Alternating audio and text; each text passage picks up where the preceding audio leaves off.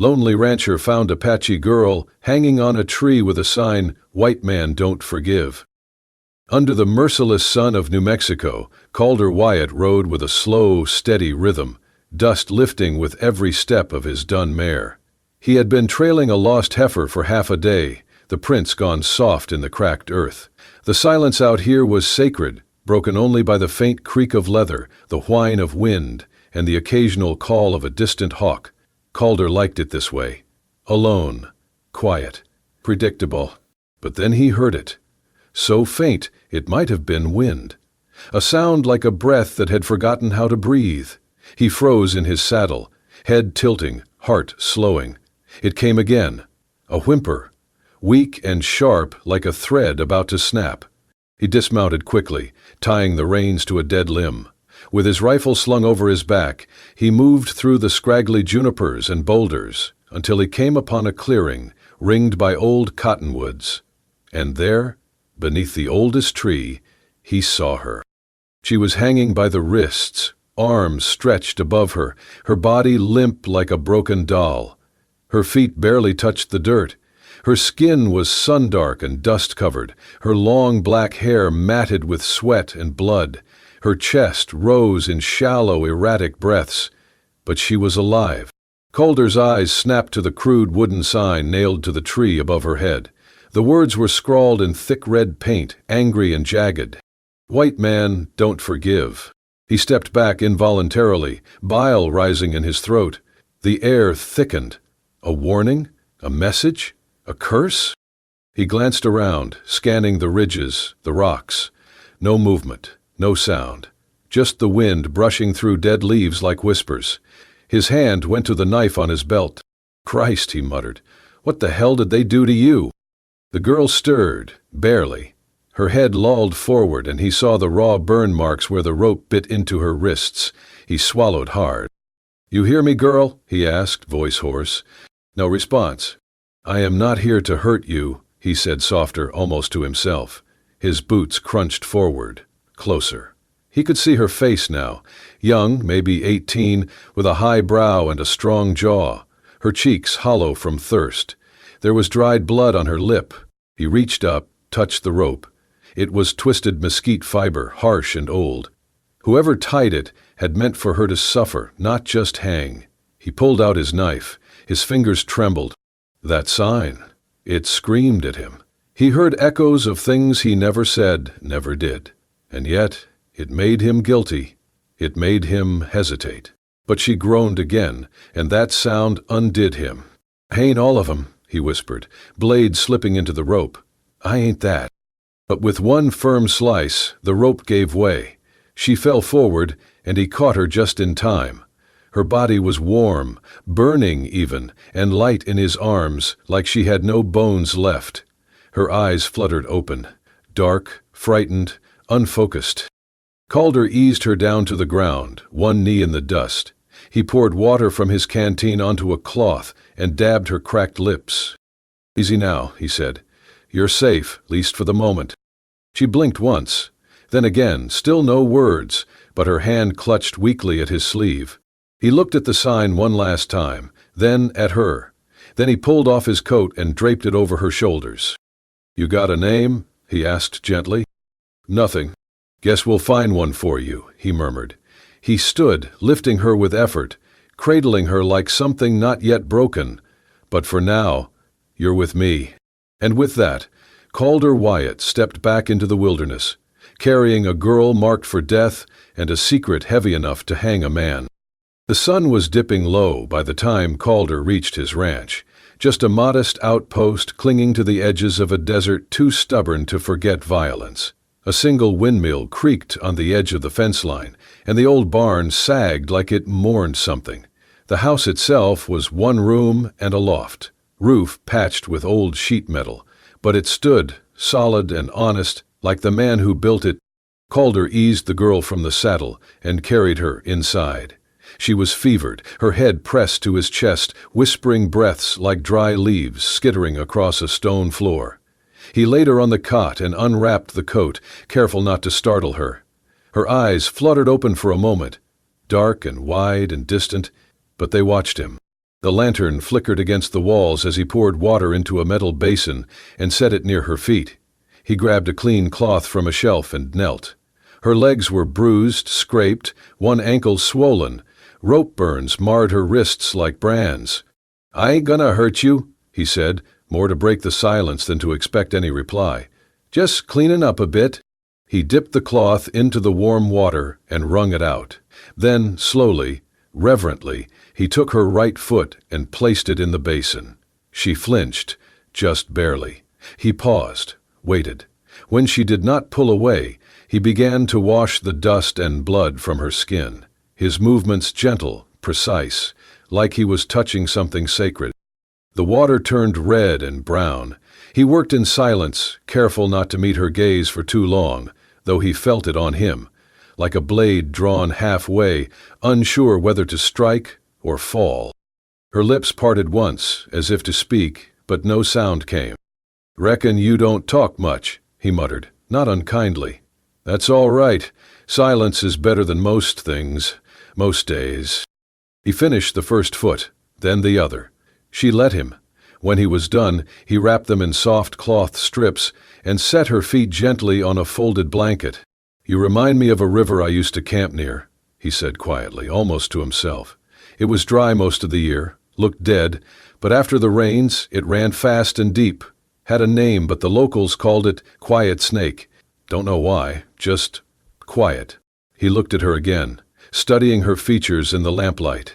Cheekbones sharp as ridge lines, lips cracked but full, dark lashes thick with sand.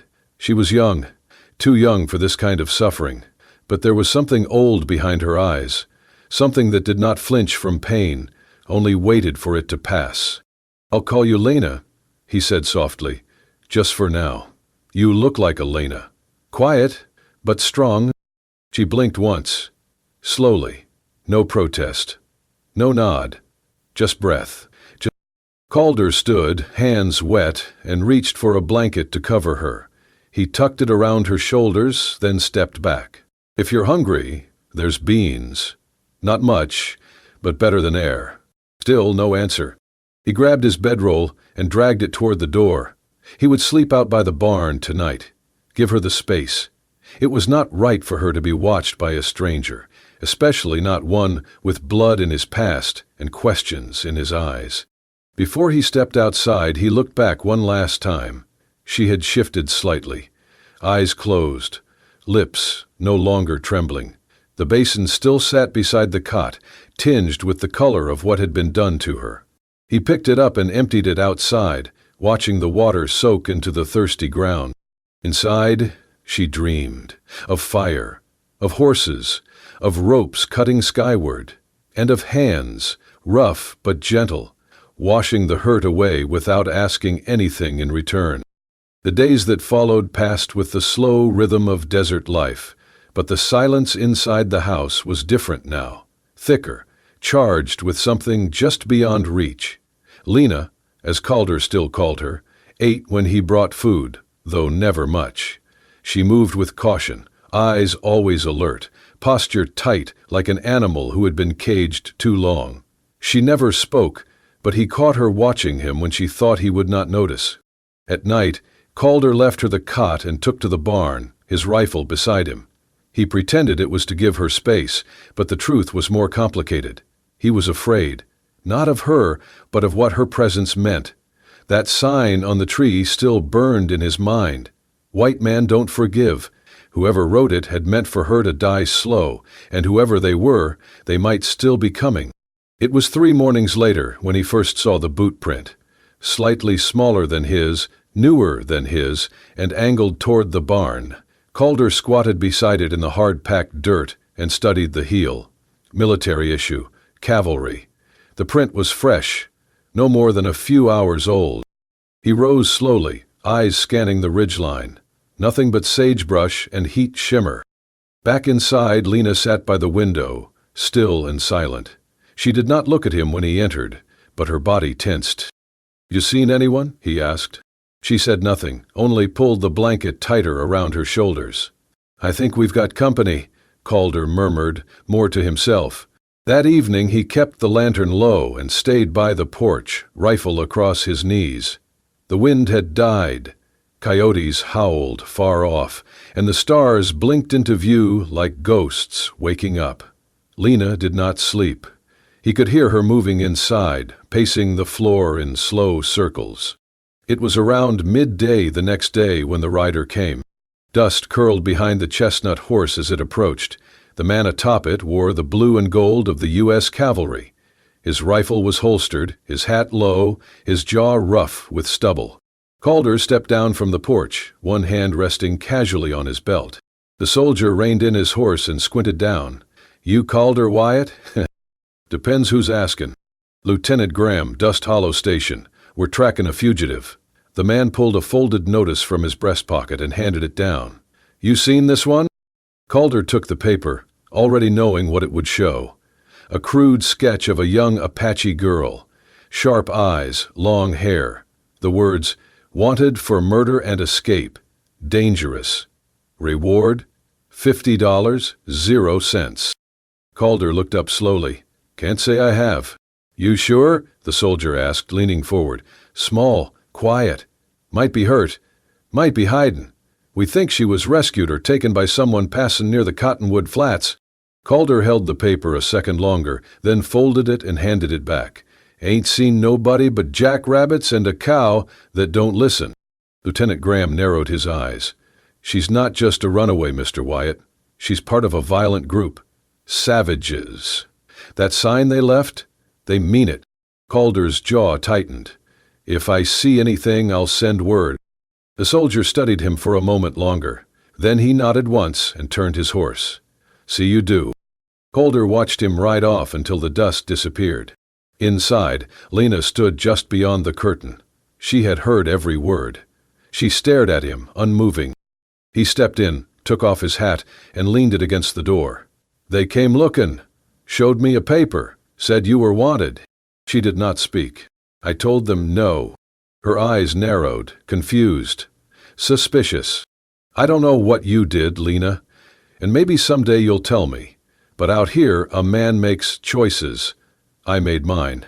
He turned to the stove, pretending to stir the beans he had already made. Behind him she moved, barely a shift, a small breath, and in that moment, trust cracked the silence just a little wider. The afternoon sun hung low, casting long shadows across the yard as the wind softened for a while. It had been a strange day. Too quiet, like the desert was holding its breath. Calder sat on the porch, sharpening his knife with slow, rhythmic strokes. Each pass of steel on stone echoed faintly through the open yard. He focused on the motion more than the blade, as if the repetition might keep his thoughts from drifting too far toward the woman sleeping inside. Or not sleeping. He paused, cocking his head. The faint crunch of footsteps on gravel reached his ears. Not a coyote, not a horse. Something lighter, human. He looked up. Lena was outside. It was the first time she had stepped beyond the threshold on her own since he brought her home. Her bare feet touched the earth tentatively, like she was testing if it would still hold her. The woven blanket he had left folded at the edge of her cot hung from her shoulders, trailing like a second skin. She walked slowly, her steps uneven but certain, toward the far end of the yard where the barn stood watch. Calder set the knife aside, not moving at first. He watched her, not wanting to shatter the moment. She looked smaller in the light, more fragile, and yet something in the way she moved had changed. She was not escaping, she was reclaiming. She reached the bare patch of dirt near the barn, a place where the wind had swept clean all debris. There she knelt, carefully, as if kneeling before something sacred, and let the blanket fall to her elbows. Her fingers moved with purpose as she picked up a stick and began to draw in the dust. Only then did Calder rise. He walked over slowly, boots quiet on the dirt, giving her space. He stood a few feet behind her, watching her hand trace lines into the earth. In the dirt she had drawn a bird, wings stretched wide, mid-flight, but flames encircled it like a burning crown. The lines were bold and sharp, etched with tension. The bird looked alive and in agony, its wings angled upward, as though trying to escape the fire or rise with it. Calder had seen war, seen symbols carved into rifles and burned into skin, but this was something older, a cry, a prayer. He squatted beside her, his voice low and respectful. "What's that?" Lena did not look up. Her face remained still, eyes focused on the drawing. For a long moment she said nothing, as if deciding whether or not to let the memory free. Then she spoke. "Bird in fire," she said, voice dry and cracked, like the riverbeds in midsummer. "My people's sign." Calder remained silent, his eyes never leaving the image. She tapped the center of the bird with the stick. "This was my father's, our family. We painted it on tents, carved it on boughs, always flying, always fire." Calder could feel the tension in her body, the way her shoulders pulled back, the tightness in her jaw. She was bracing for something. "They come. Soldiers. Whitecoats. Last spring," she continued haltingly, "say we must move. Far. Dry place. No food, no water. Say we're danger." She paused. The stick in her hand trembled. "We say no. We stay. We fight." Her voice thinned. "They burn, kill, my mother, my 2 brothers. Burn the old ones inside the tent." Calder clenched his fists slowly, jaw tight. Something old and angry stirred in his chest. "I run, hide. They find me.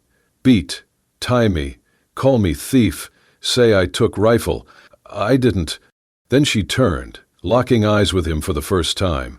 There was fury in her voice now. "I did not steal. I did not kill. I did nothing wrong." Her voice echoed in the open air like thunder across dry land. Calder did not speak for a moment. Then his voice came, low but certain. "I believe you." She turned back to the dirt, dropped the stick. Her hands fell into her lap, then her shoulders began to shake. At first she made no sound, just silent tremors.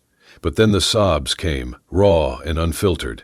She curled forward, arms wrapped around her knees, hair falling like a curtain.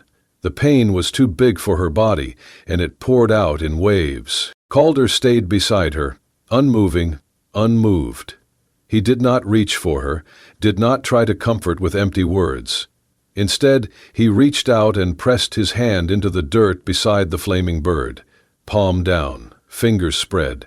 His skin against the dust she had shaped with grief. It was not touch. It was testimony. She felt it. Eventually her breathing slowed. She lifted her head, her face streaked with dirt and tears. Their eyes met, unshielded. "You can call me Lena," she whispered. Calder gave a small nod, voice like gravel and wind. "All right then. Lena it is." They sat together in silence as the sun slid behind the ridge and the fire bird in the dirt faded into shadow. But its ashes, like the truth, remained. That night the wind whistled low through the rafters, whispering through the thin walls like a ghost remembering its name. Calder sat by the fire, boots off, shirt sleeves rolled, tending a kettle of beans. Lena stood by the window, arms folded around herself, watching the night settle over the desert. The silence between them no longer felt like a wall. It was something gentler now, like shared breath. She turned suddenly. "You want to know the truth?" Calder looked up, his spoon pausing mid-stir. He nodded once, careful not to press her with words. She walked slowly to the table, sat across from him. Her voice was quiet but clear. "My father was a minor chief," she began. "Our band small, peaceful. We traded with settlers, even learned their god. We had rules, boundaries. We wanted to live." Calder listened, his face unreadable but focused. "Full winter ago," she continued, "a white woman was found dead near our hunting ground. Throat cut. Her husband said it was us." Her fingers tensed around the table's edge. "But it was not. She died because he killed her. Everyone knew, but they blamed us." Her eyes found Calder's. "The soldiers came, not just them. Ranchers too, town men with rifles and fear. They said they were taking justice." She swallowed hard, the pain rising in her throat.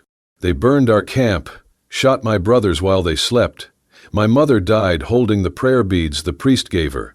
They left my father hanging from our council pole." Calder lowered his eyes.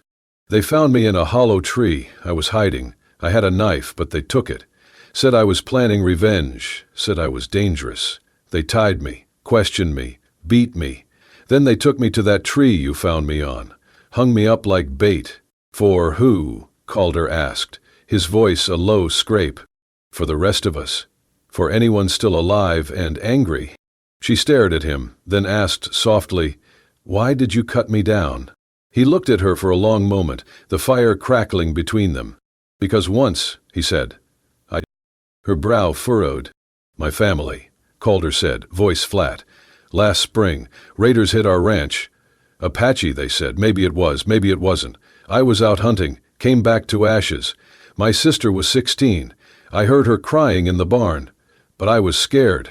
I didn't go in. I waited for help. She died before anyone came. The silence after that was different. Not empty. Heavy.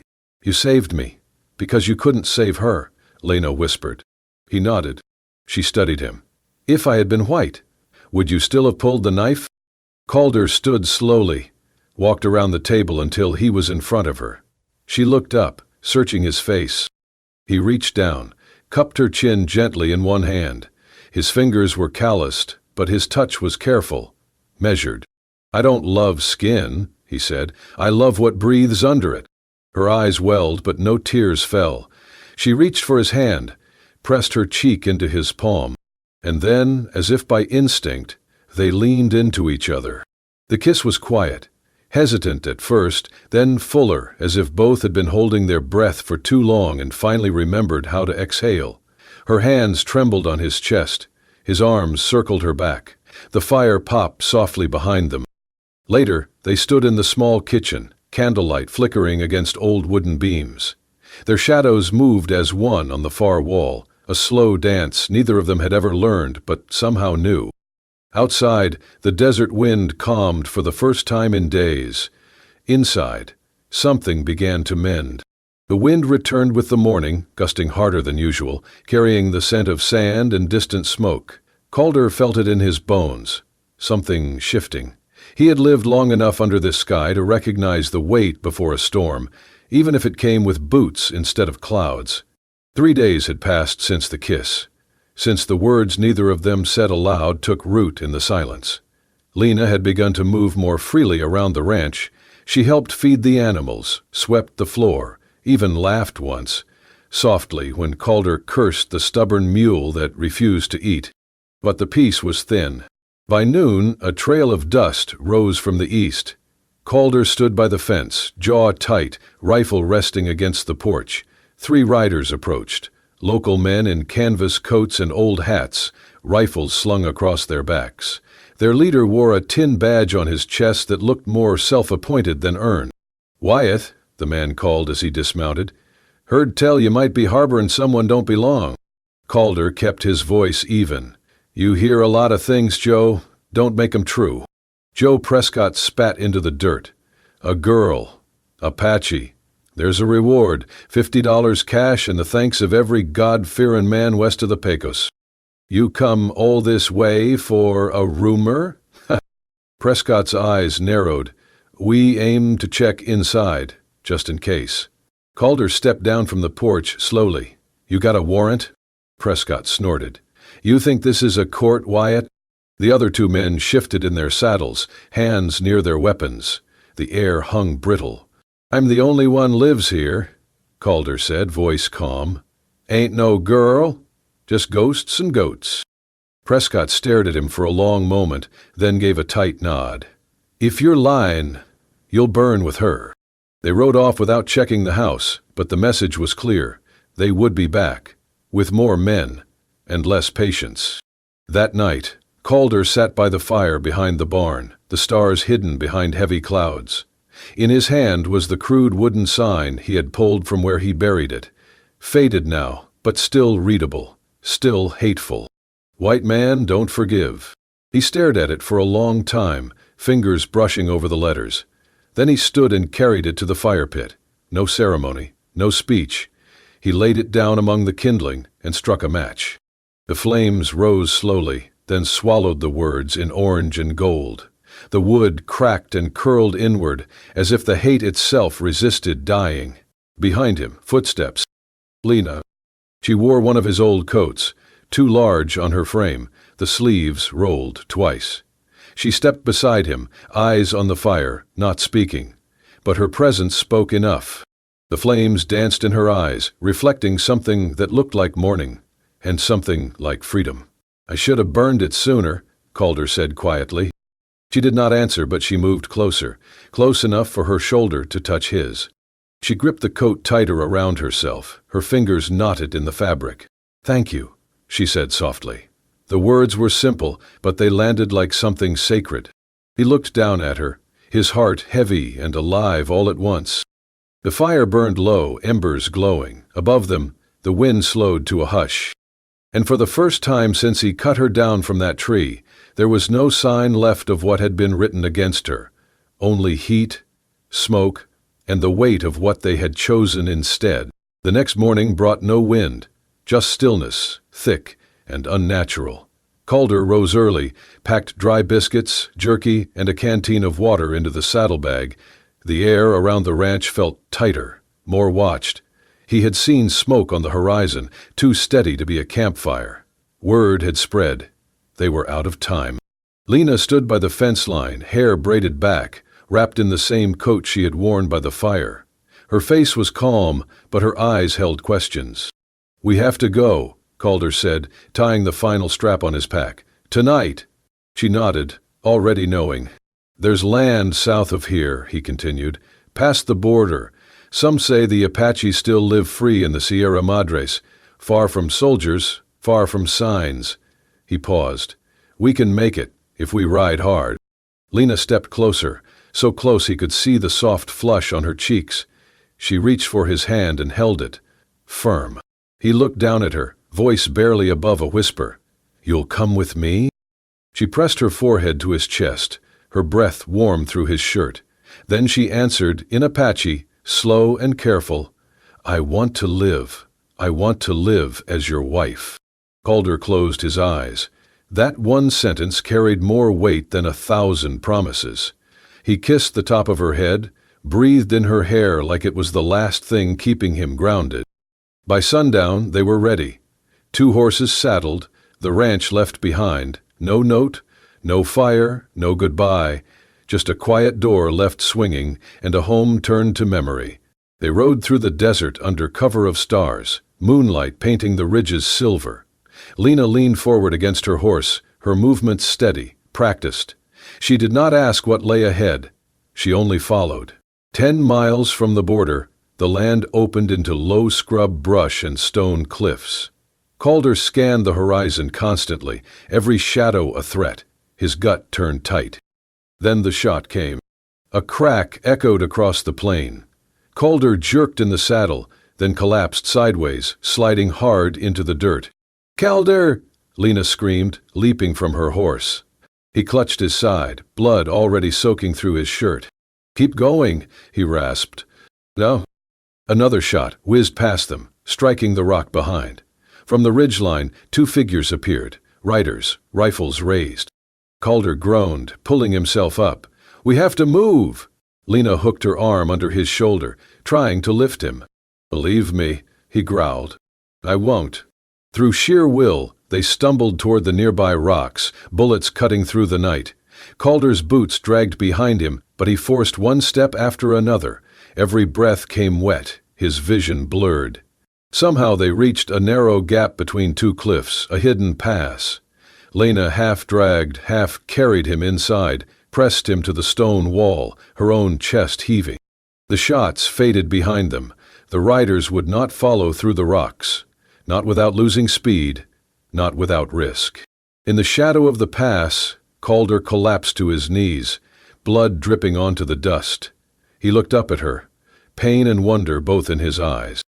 "You said, you wanted to be my wife."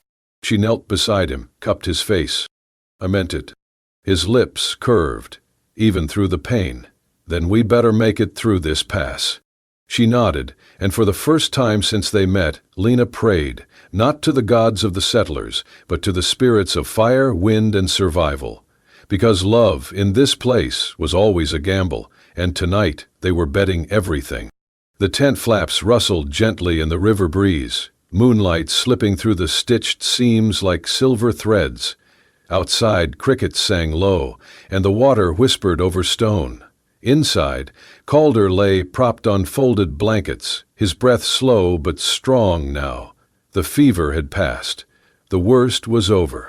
Lena sat beside him, a basin of cool water at her side, gently wiping down his brow.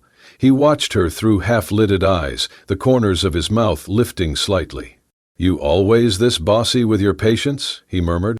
She raised an eyebrow, but smiled. "Only the ones too stubborn to die."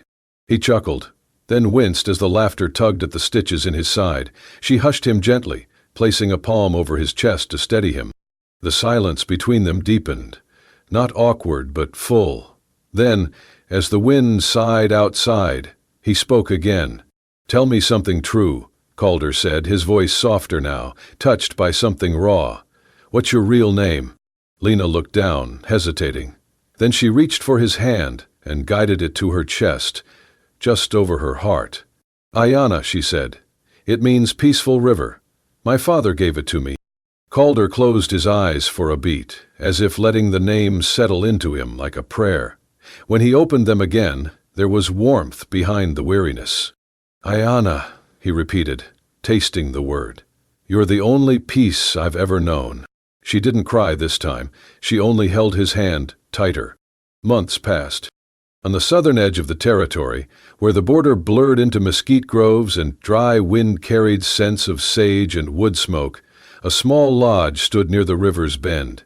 Made of pine and hide, strong but humble, it sat surrounded by whispering reeds and wildflowers. In the shade of its awning, Ayana Salvatierra sat cross-legged, stitching a tiny white shirt. Her belly had rounded gently, visible now beneath her woven sash. Humming quietly, she worked the needle through soft cotton, her fingers sure and calm. Beyond the garden, Calder trained a young mustang, murmuring low commands, patient and firm. Every so often he glanced back toward the lodge, catching sight of her silhouette through the light curtain, and every time he smiled. Inside, the walls bore no trophies, no portraits, just bundles of herbs, 2 books, and a child's blanket waiting to be finished. Ayana moved through it like the breath of the place itself, present, grounding, full of quiet life. One evening, she walked down to the river, the same path she'd taken for months now. The current moved slow and certain.